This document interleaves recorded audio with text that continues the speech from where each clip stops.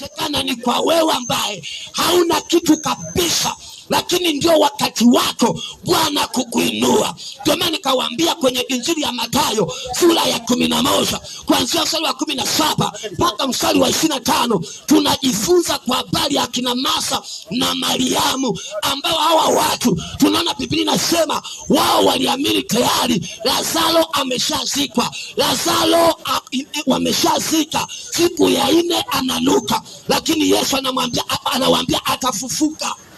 Tunaona Martha anasema tunajua kwamba atafufuka, lakini sio leo, lakini siku ya mwisho labda ndiye atafufuliwa, hilo tunaamini. Yesu anasema hapana, hamjajua mimi nayezungumza na nyie ndio huo ufufuo. Manake Bwana anatangaza ya kwamba aweza kufanya lolote kwa Lazaro kwa wakati huo, na mimi natangaza asubuhi ya leo Mungu anaweza kufanya lolote kwako siku ya leo bila kujali mazingira. Mungu anaweza kufanya mautundu yake kwa ajili yako. Nimewaambia jambo limepangwa na Mungu, hakuna mtu anaweza kuzuia.